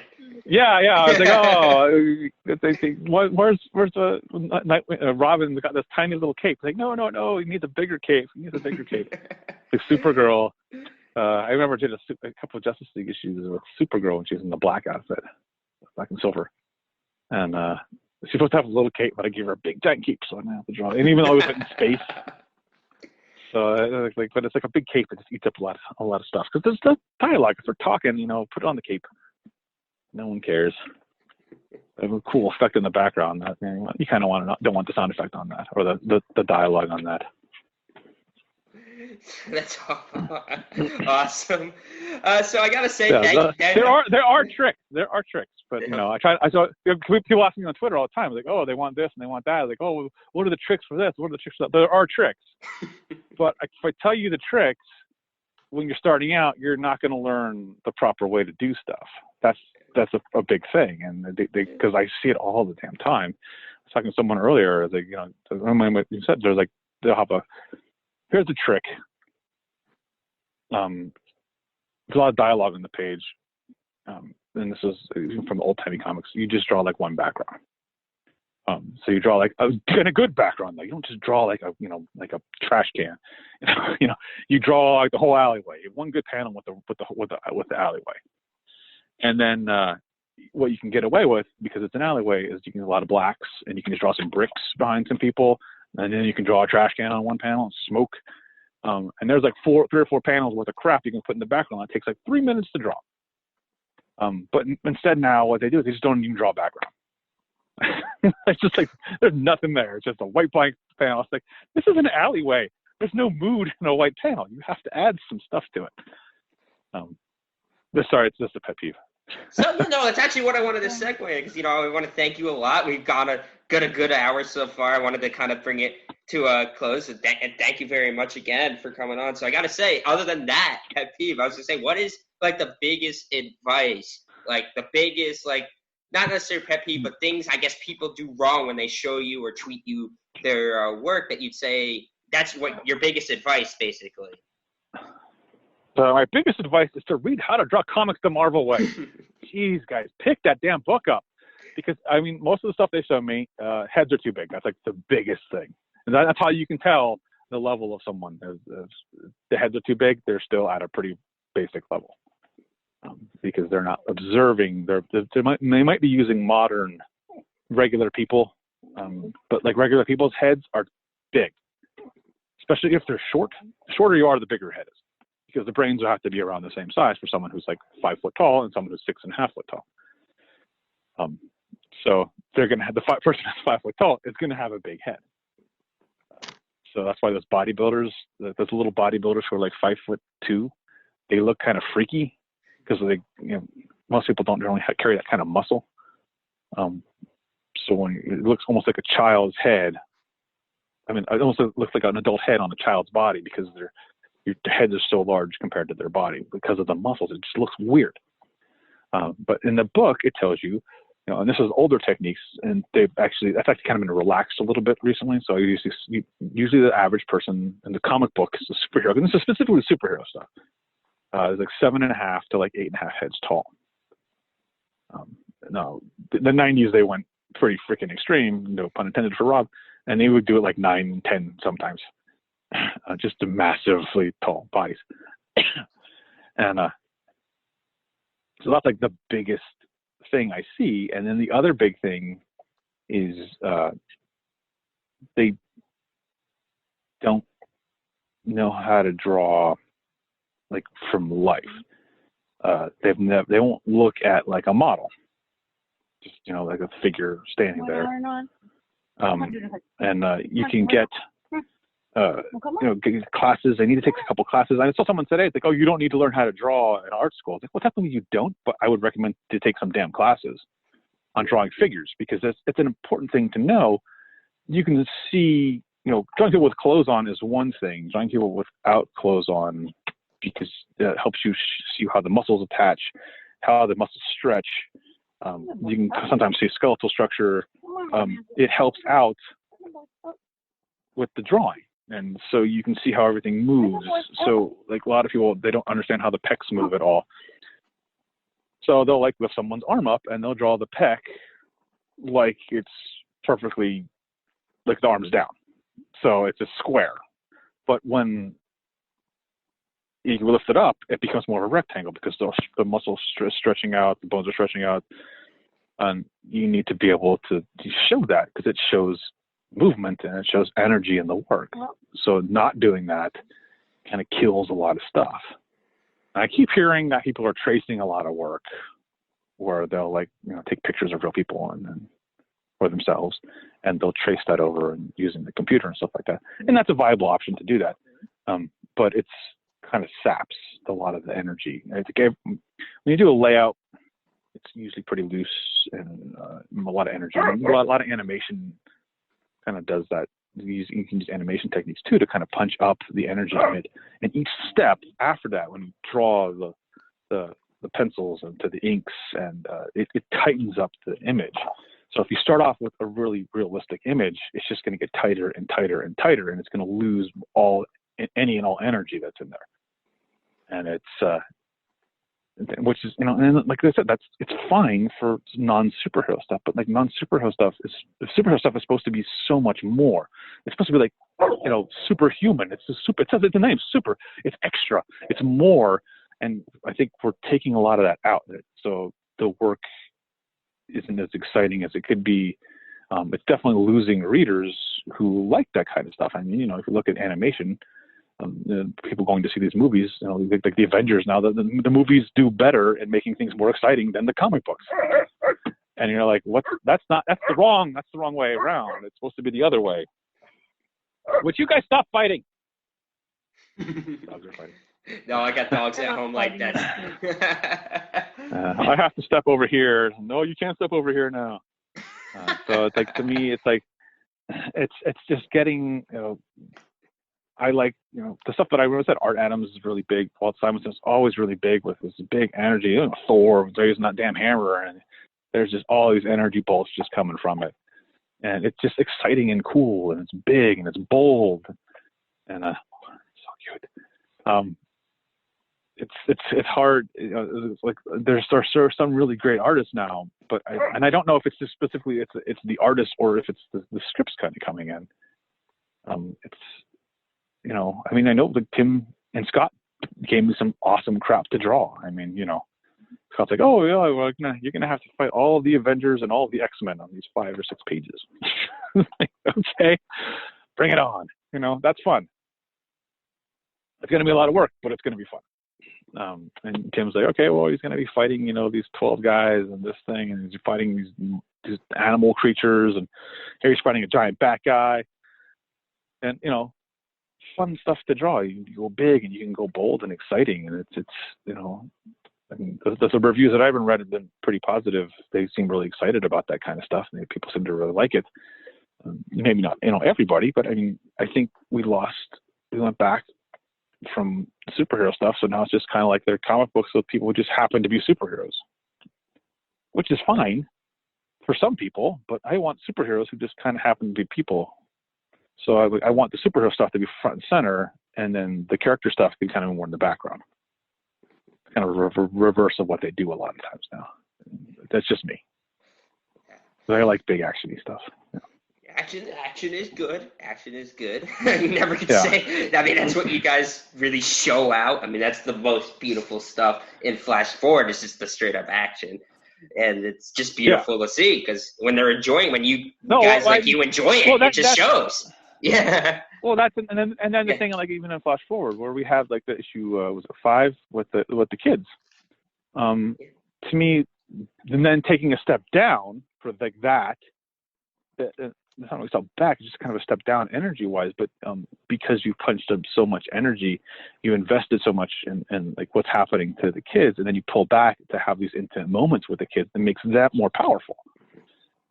Because it's just, you're focusing on something completely different. You're so used to one type of energy, but then you're kind of doing a left-hand turn, but you still have that energy there to try to get the feeling for what's driving these characters that you've become attached to because they're so exciting. So now you're getting, that's the character stuff that you're kind of pulling in. You got to pull that back in to kind of wrap the character into like a full ball of completeness, as opposed to just like a partial character because this character does this, or this character does that. This is his job. Like, yeah, that job's cool, but he fighting the bad guys over here, fighting Dr. Doom or Reed Richards fighting Dr. Doom was far more interesting than Reed Richards fighting with Neil deGrasse Tyson over whether Pluto's a planet. Well, that's funny for a scene. I mean, that's a funny scene, but it's not like this cool. It's not as cool.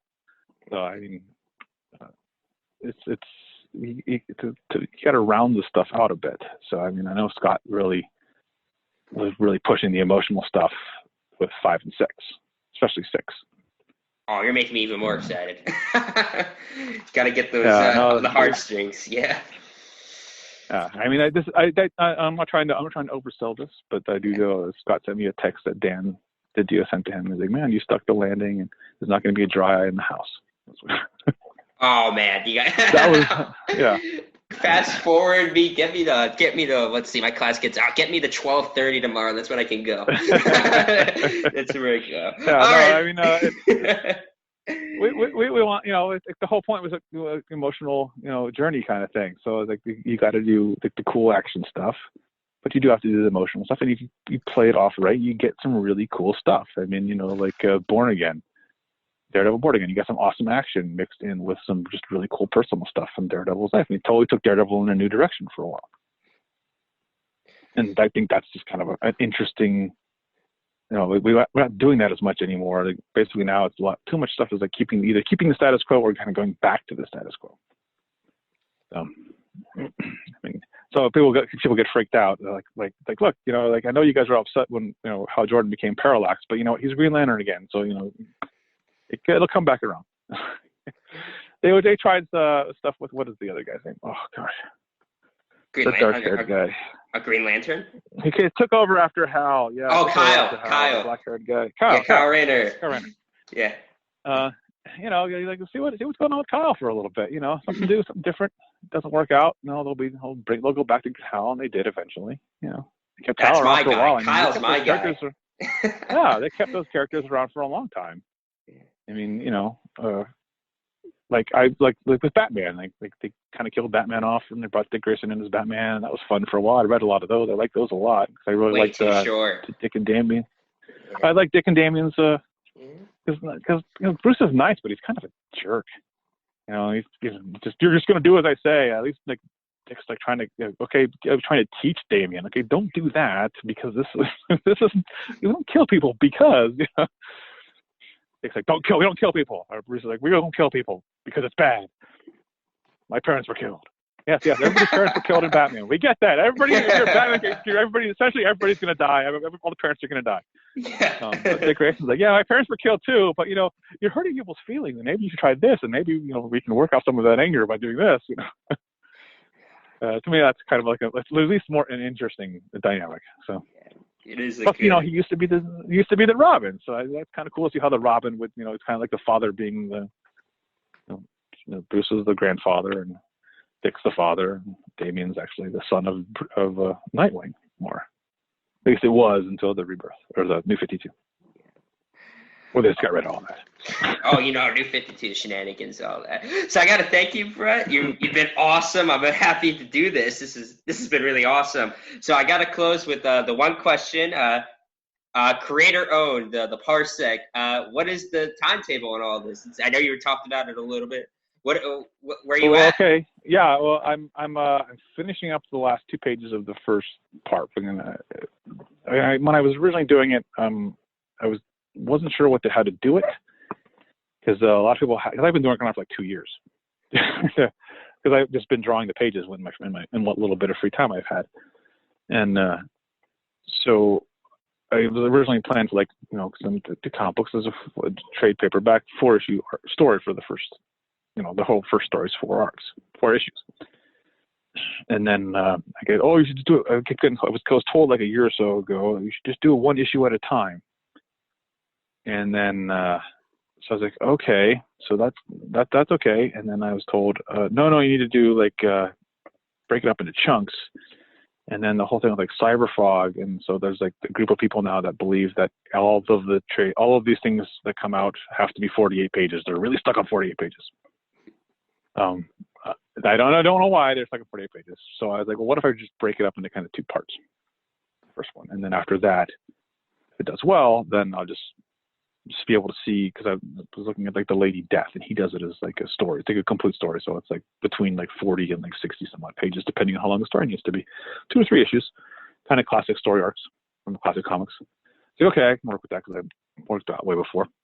I hate the long form 6 issues crap. It's so much. I think that's the other part is why comics are kind of boring now, is because there's just too many. The stories are just too drawn out. They need to kind of focus in a little bit, and I think that's what they're fluffing it out with like character stuff, which is fine, but like not enough superhero stuff and too much character stuff. It should be when I was doing.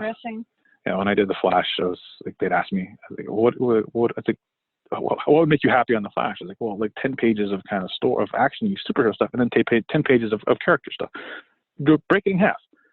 It doesn't need to be, it doesn't need to be fighting each of the things, but just, there needs to be something going on. He is the Flash. He can do multiple things at once.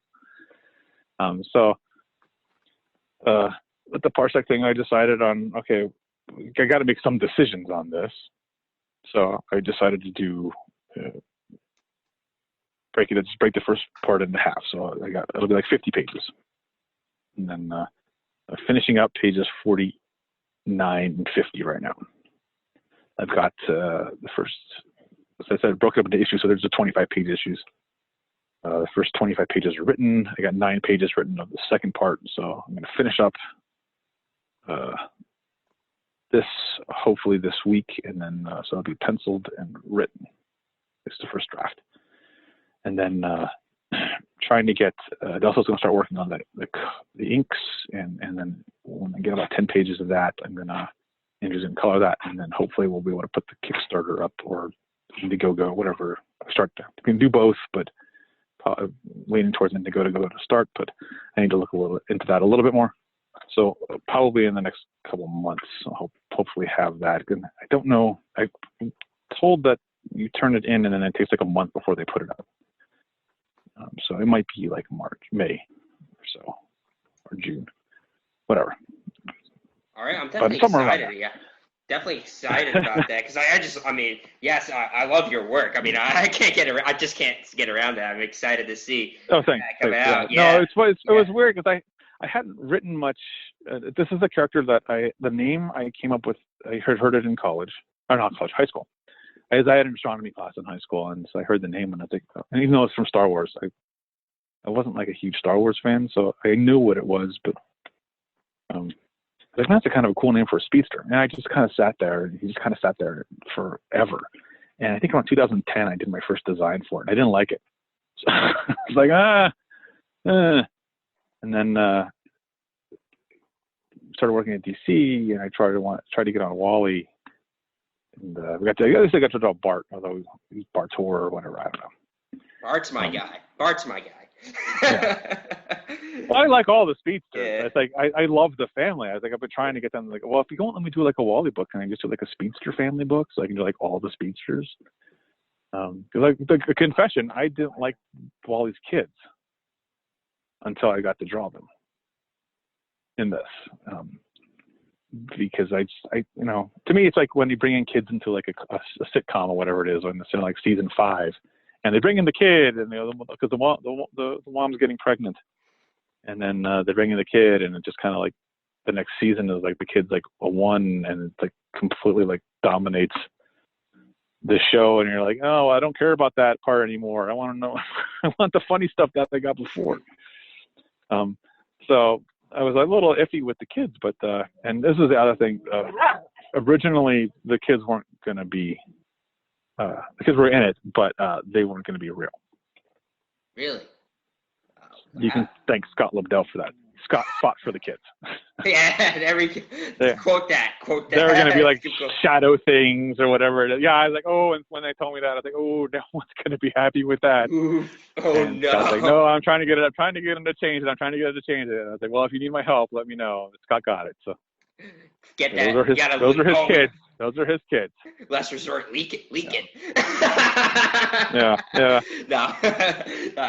So yeah, I'm excited. Oh, okay. So you said the Star Wars thing, so I got to bring this up. Do you know that they butchered the terminology in the film about Parsec? Oh yeah, no, I know yeah, that. I didn't know if you did. Yeah. Distance. Yeah. To the unit of distance. And for some reason, I kept thinking it was 10 years instead of 3.66.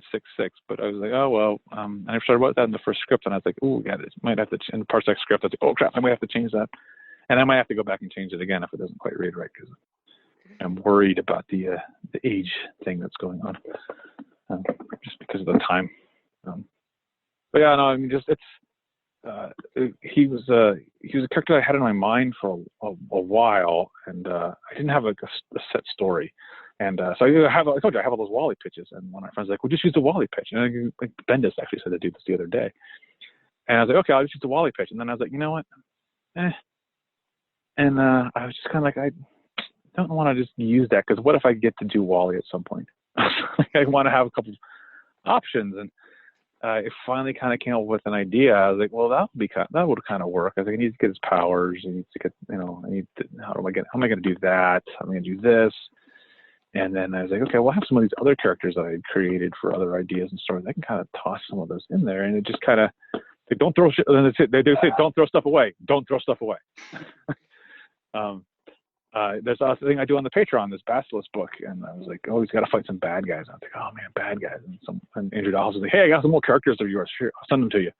So, ooh, look, bad guys, awesome.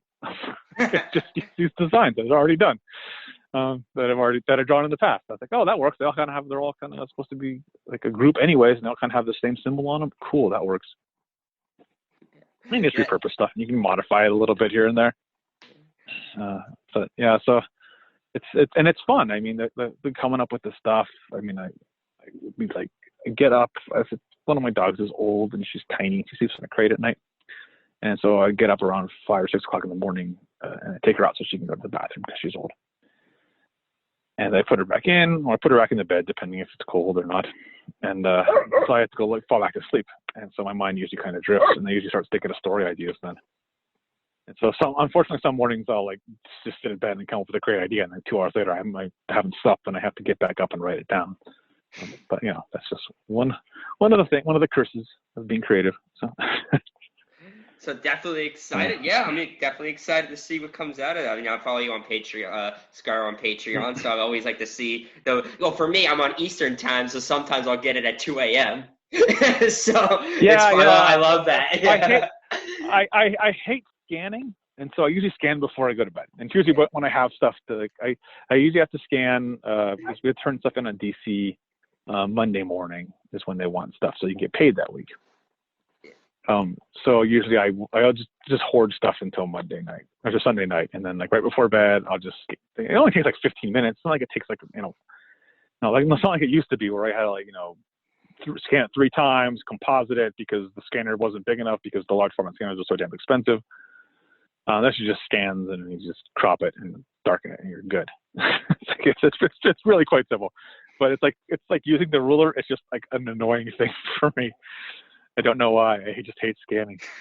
But so that's why it's usually late at night. I just hoard it and then post it on late at night. And then the Patreon, the app, every time I use that damn thing I have to reinstall it because there's a new version of it. It's like I just used this 3 days ago. Why do I have to reinstall a new app? I was like, you gotta understand how difficult, annoying this is. I was like, I don't install new apps unless I absolutely have to. You're not tech savvy. And I'm not tech savvy, so I'll use the app until it doesn't work anymore, and then I'll have to delete it and then put a new one on. Yeah, that's because it's I get used to we have a weather app, and I downloaded the new one because it kept failing on my pad, and I hate it.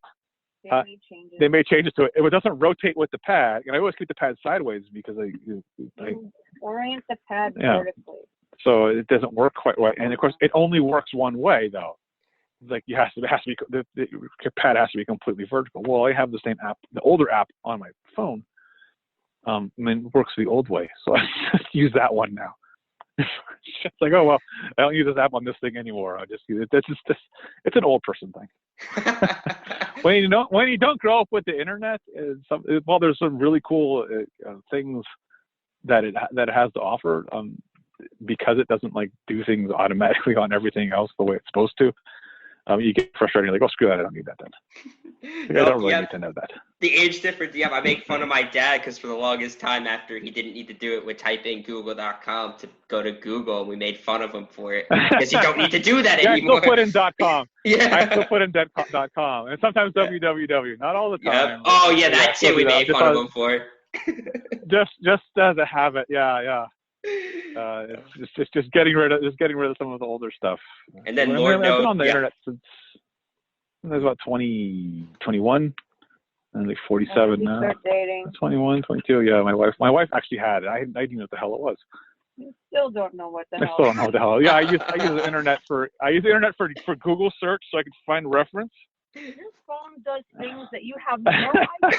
You're right. He's very basic. Don't yeah. talk to him about that. Phone calls, Google, Twitter. Google. You're not even Google. good at Google. Yeah, I'm not even good at Google. No. Yeah, Google search I'm good at.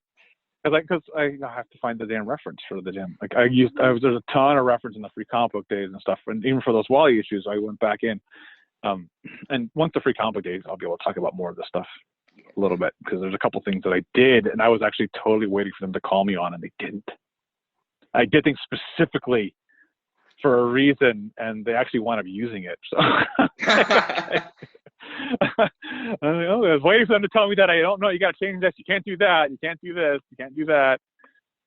I was like, no, that's why the issue 5, I drew the original Wally origin.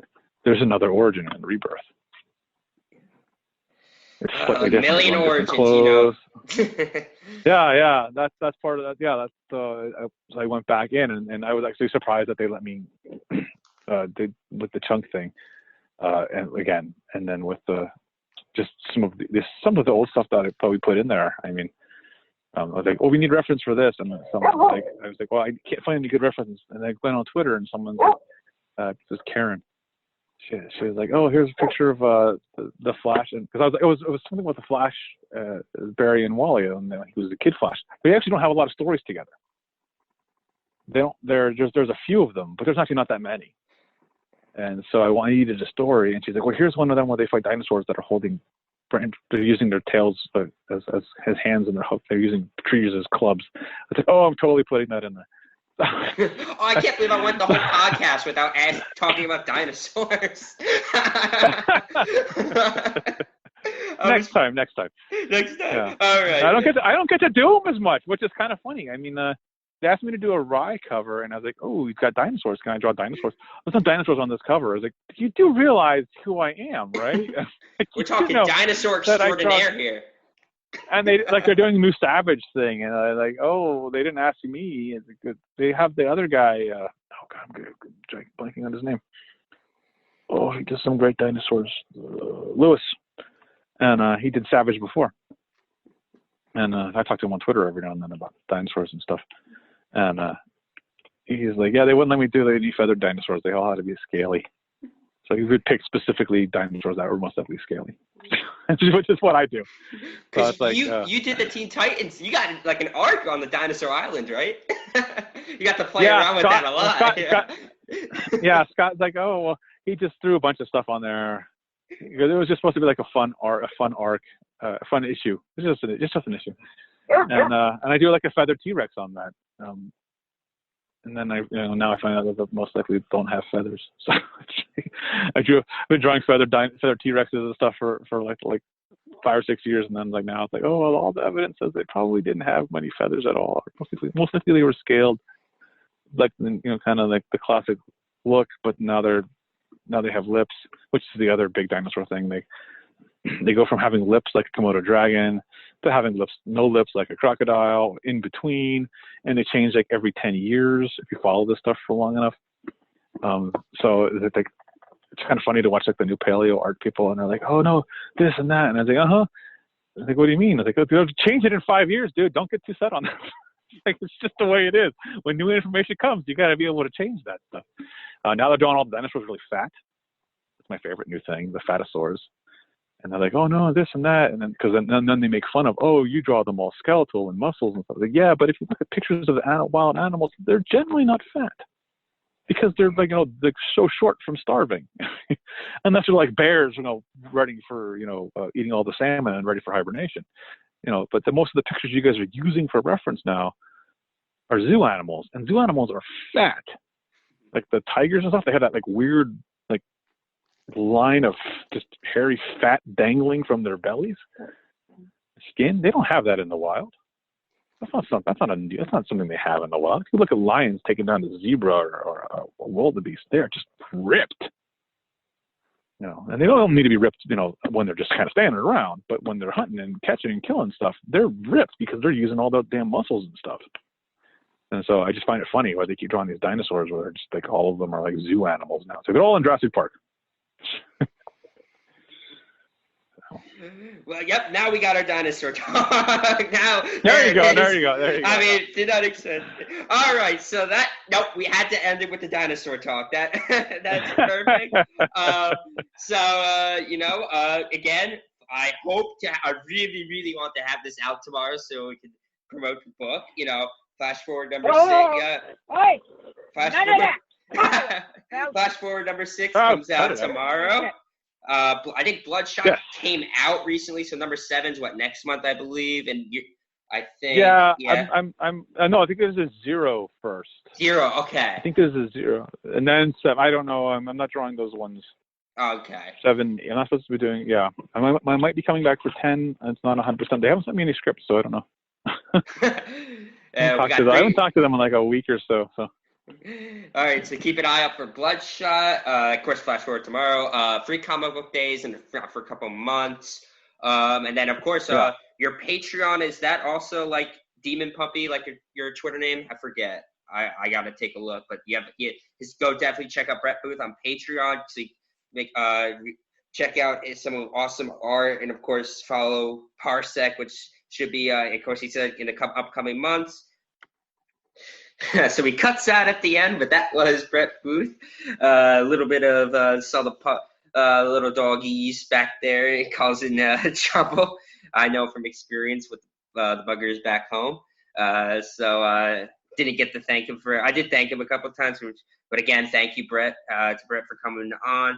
Again, Flash Forward is going to be out in comic shops February 19th. That week, definitely pick it up.